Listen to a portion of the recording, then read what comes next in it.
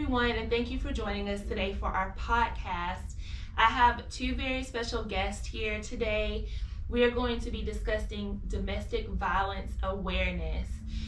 This is for the month of October, and as you know, every month we cover a special topic, a national topic that's very important, that is very informative, and then we tie it into substance misuse. As you guys know, my name is Kayla St. Eliard. I took off the last couple of months, and I'm so happy to be back, and I'm so happy that you joined us today to view this podcast.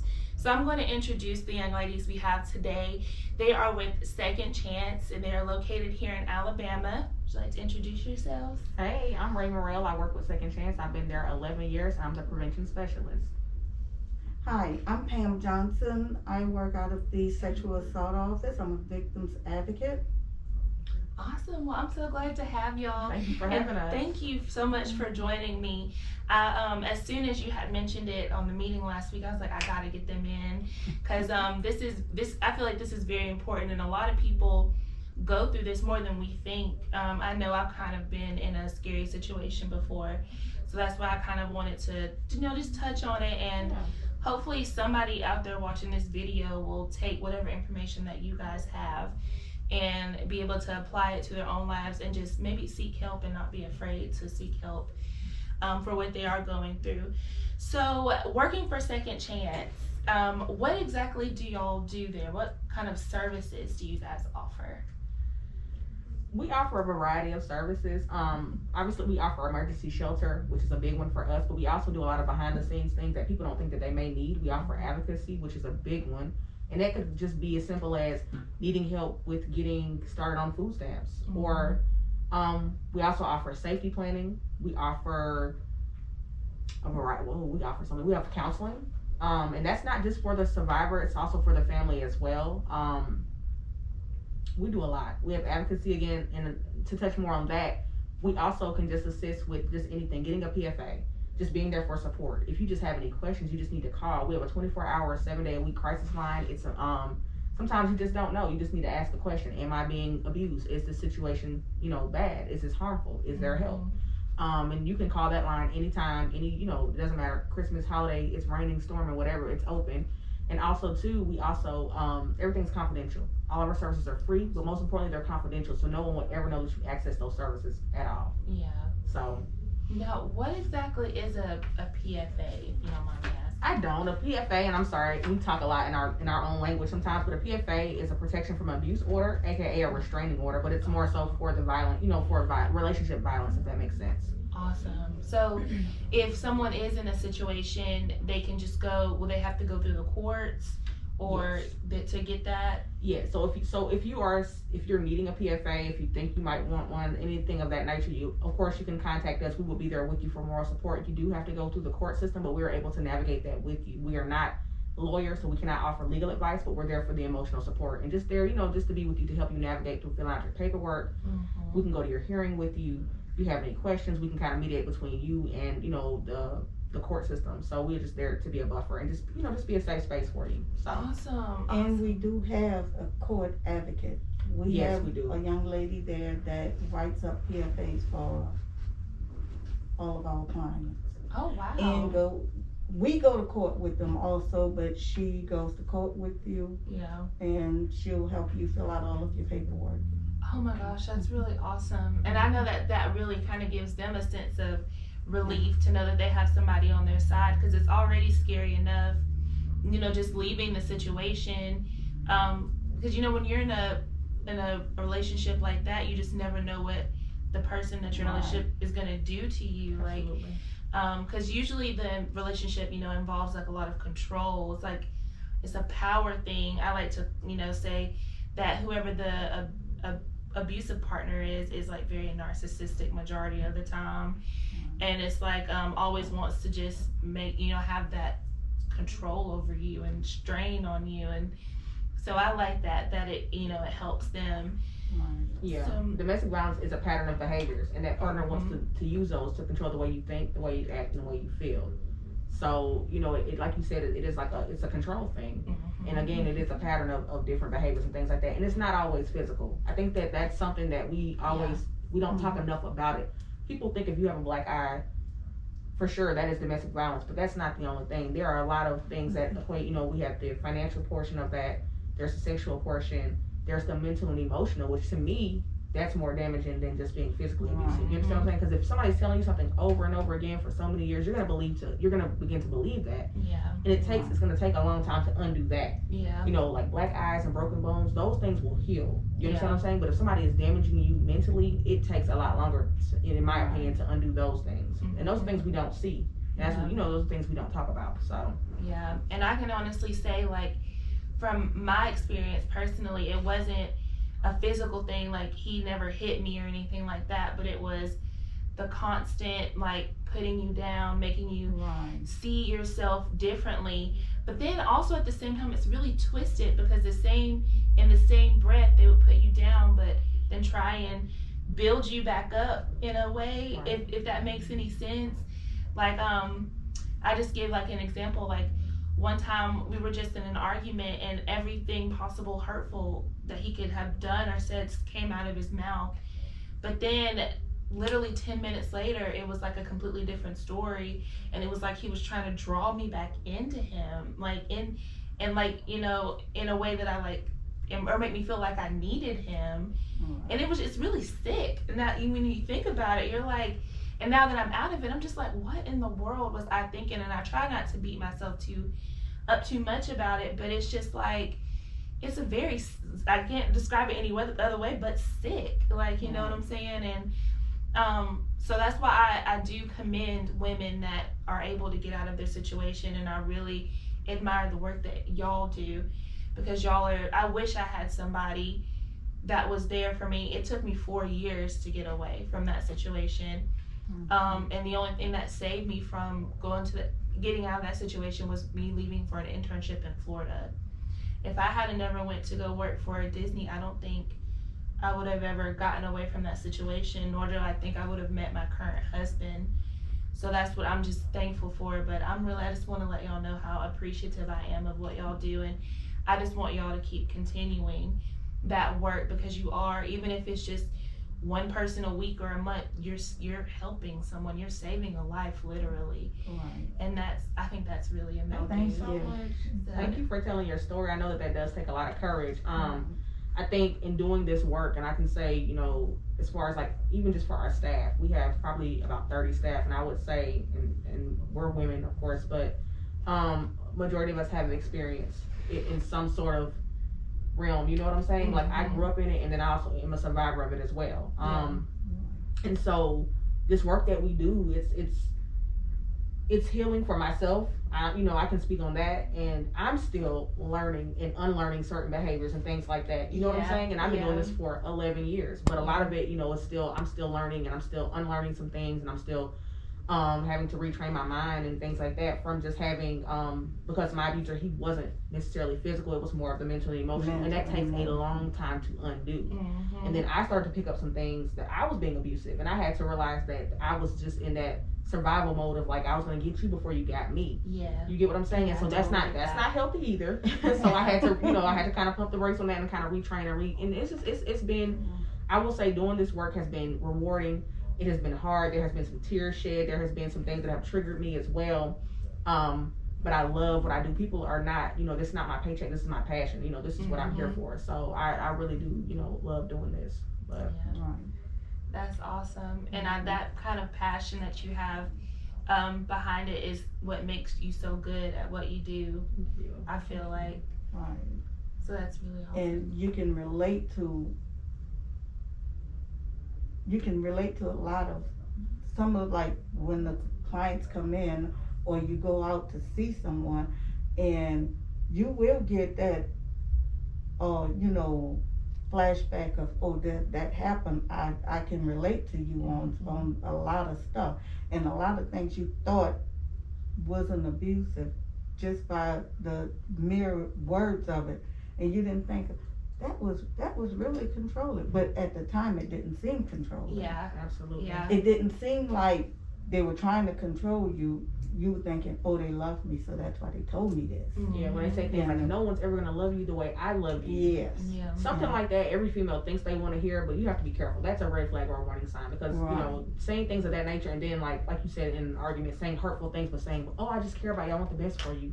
Yeah. No one's gonna be here for you like I am. Yeah. You know, just in that slow isolation where, you know, they start removing your friends little by little, your family members, support system, things of that nature. You have to, in like you said, being in it, you do not see it. But when you're away from it, you're like, wow, I cannot believe that this really happened. So, you know, we talk about like Lifetime movies and things like that, and we can make light of it, but this really goes on every day. And it doesn't just happen like this. It happens slowly over time to where you do end up having that abuser does end up being the only person in your corner, because that's the way that they set it up. They do it like that on purpose. And like you said, just the kind of like the up and down, like, oh, I'll kill you, or I kill myself, I can't have you, or I love you so much, I just can't imagine, anybody else looking, things of that nature. You want to be very careful about things like that. I'm sorry, go ahead.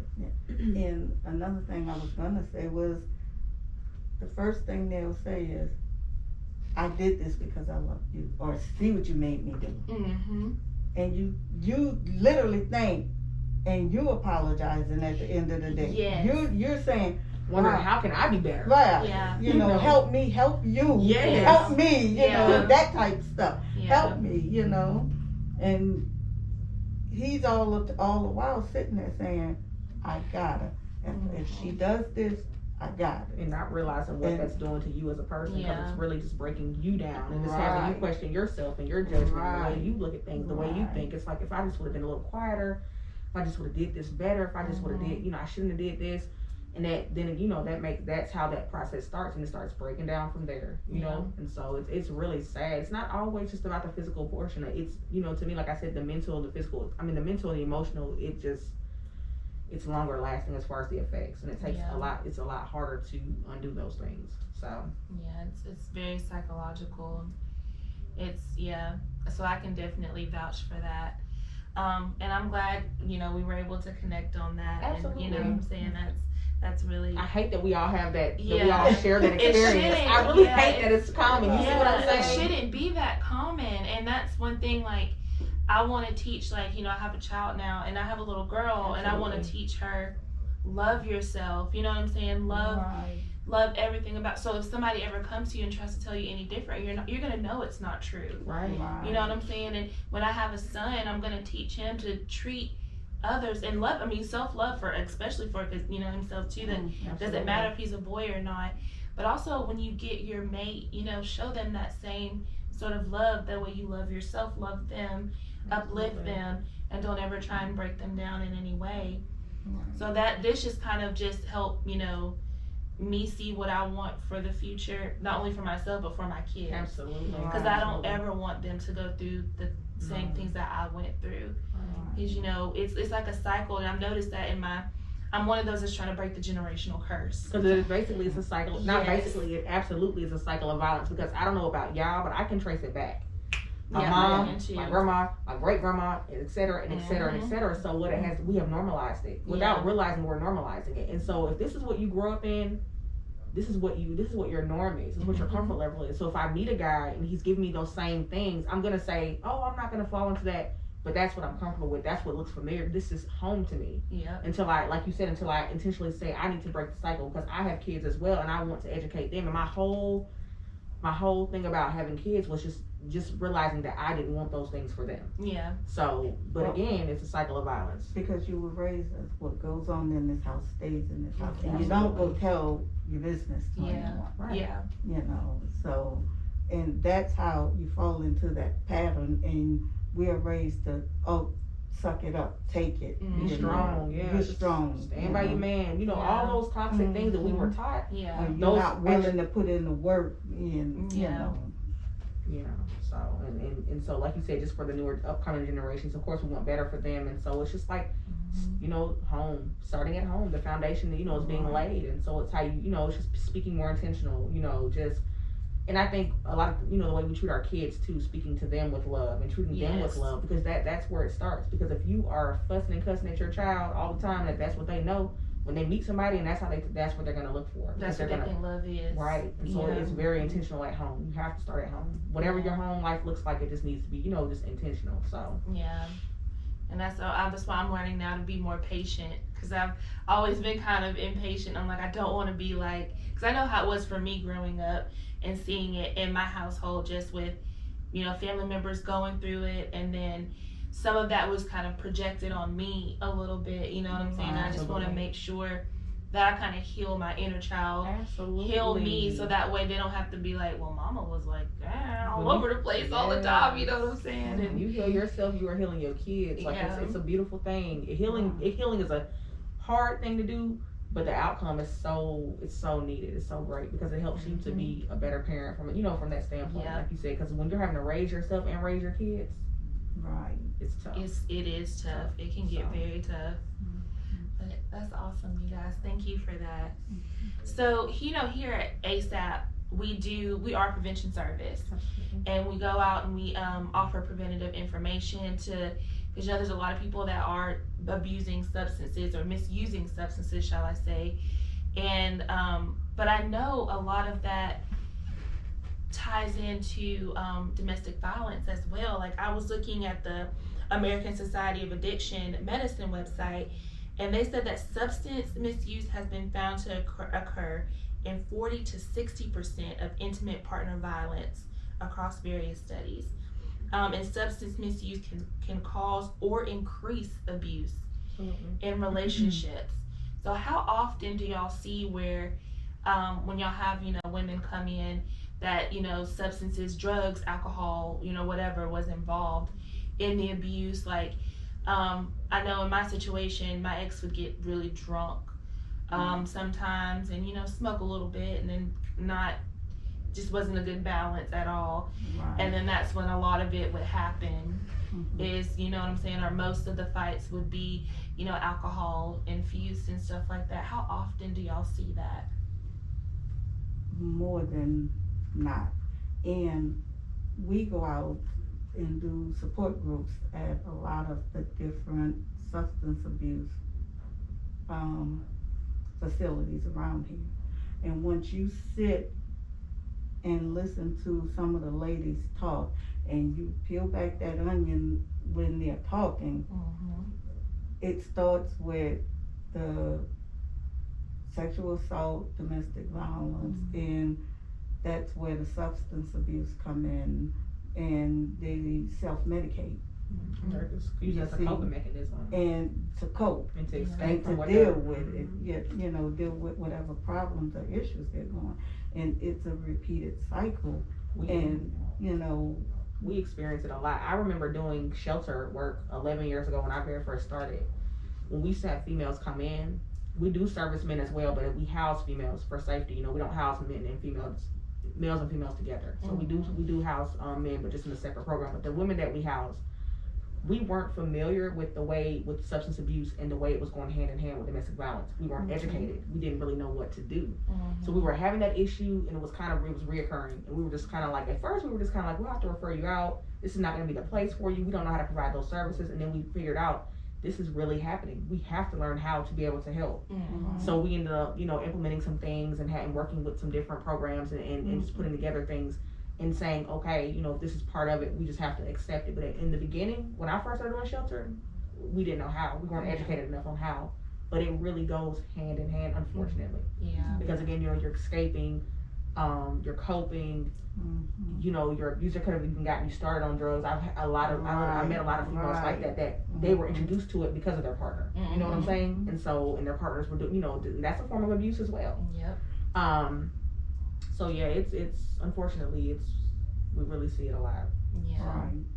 And they use that drug, like they introduce it to them, and then they use it to keep them coming back because they get hooked. They hold it over them. And and it's another way to control them. Yeah, it's really. It's like, I'm gonna get you high at my discretion, or I'm gonna withhold this from you, or it's just things of that nature. And that just using that against them. So it's just another form of control. It is. It's insane. It is.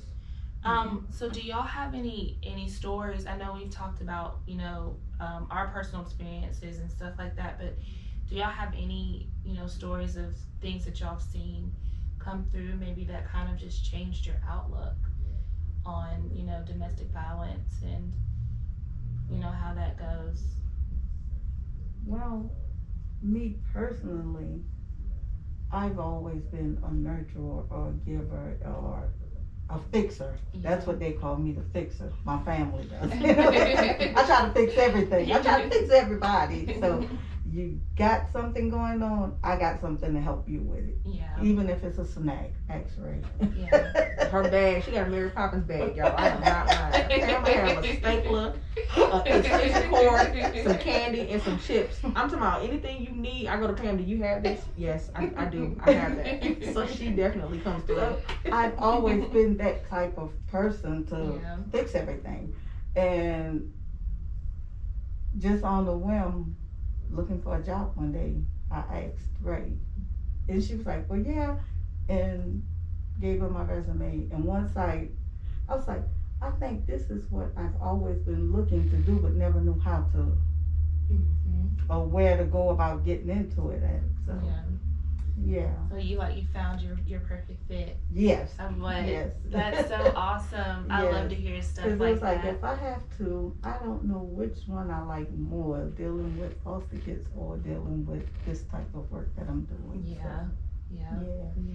And you're making a difference. I know working with foster children is like a whole another, you know, different, but that's awesome that you just want to help. Yeah. And we need more people like that in the world that just want to, you know, give their heart, you know, and everything that they do. I'm telling you, it's that passion that makes you successful over anything. And it's not for everybody. Everybody doesn't have that niche, and that's okay. That is okay. You know, there are other ways to help. Some people, you know, aren't just natural nurturers, and that's okay too. I will say, doing this work, like I said, I've been doing it for 11 years. I've seen a lot. Working shelter was very eye-opening for me.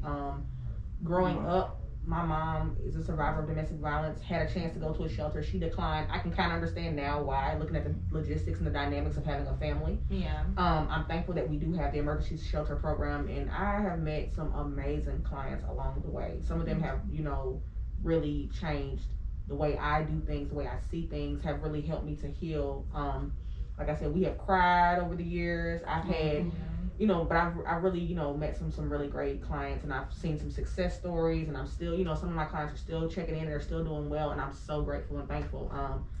Yeah, I've had some clients get clean and stay clean. I want to say that because that's a big thing, you know, as far as, you know, just like currently still being clean, and that's a big deal to me.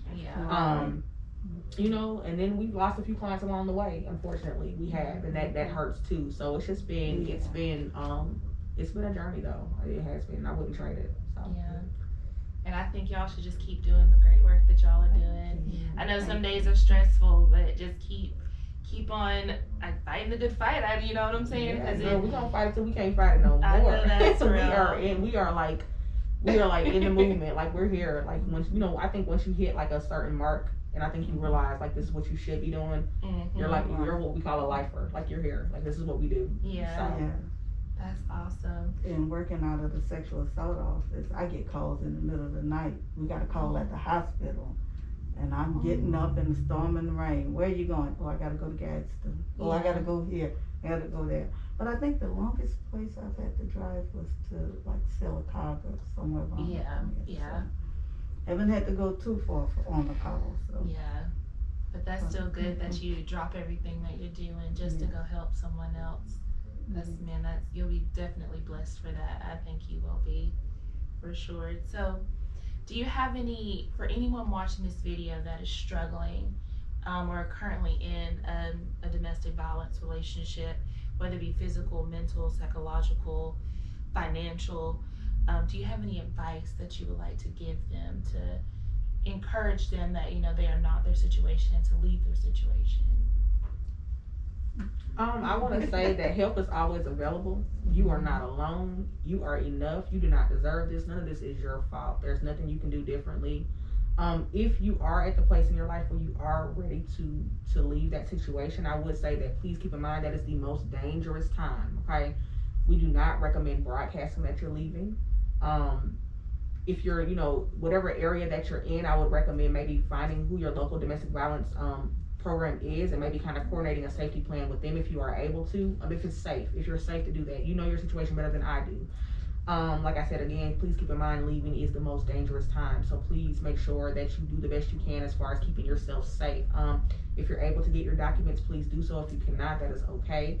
And just basically just get you a safety plan together, and you will know right here when it's time for you to go. Don't let anybody else tell you when, because you know your situation better than anybody else. And if you aren't ready to leave, that's okay. If you leave and go back, that's okay too. On average, it does take 7 to 8 times before somebody is actually ready to leave their situation. There are so many factors involved. It is hard, okay? I'm not going to sit here and tell a lie and say that once you get out of it, everything's going to fall into place, because it doesn't.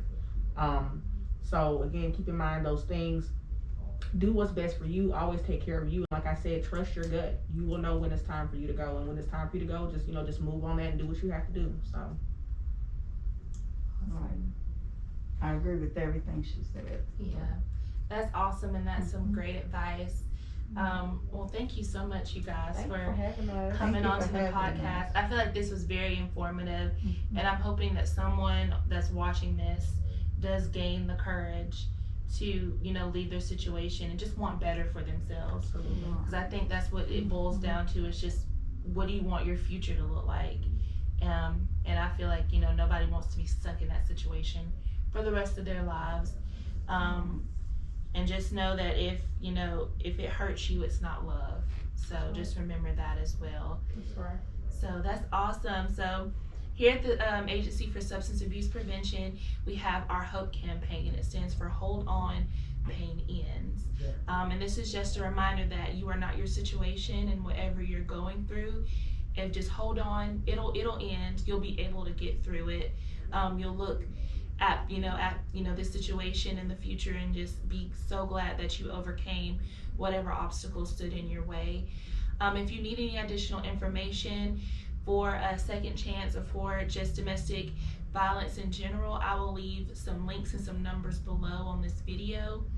If you need any information about substance misuse or just brochures, or if you do need help, you have a substance misuse issue, just call us at 256-831-4436, or visit us on our website at asaprev.com. We do have an event going on right now. It's our Recovery Rocks. It'll end on December 31st of this year. We have placed some rocks just around the county, and then we have 5 prize rocks. I think they are white. So if you do happen to find this rock, then just bring it into our office and we'll give you a prize. Does Second Chance have any events coming up that they would like to announce? So October is Domestic Violence Awareness Month, and so we are excited for that. We're prepping and we're so excited for it. So October 1st, we're doing a cook-off. Oh my goodness, at our office. It's available to community partners just to come out and have a good time. Grab your hot dog, get some chips, just kind of network a little bit, and we're gonna be outside, due to COVID, of course. So a little fresh air, a little sun, that's always good. October 15th, we're doing our 4th annual Pets Against Domestic Violence photo shoot. It'll be at our office. If you want more information about that, you're more than welcome. I think Kayla's going to link our information in. And then we are having I think it might be our 12th annual walk on October 26th at 5:30 p.m. It's at the Centennial Memorial Park. Is that right? And then we'd love to have you out for that. All these events are free. They're all safe spaces. We would love to have, just anybody come through and just chat with us and just kind of hang out and learn a little bit more about what we have. We always have resources at the office. You're more than welcome to those. So yeah, we're really excited. Awesome. Well, thank you guys. And I will make sure I put in a picture of the flyer. And if you need additional information, like I said, I will put in their information for you to reach out to them and contact them. Once again, thank you so much for tuning in to this month's podcast. Can't wait to see you next time. Have a great day. Thank y'all. Thank you.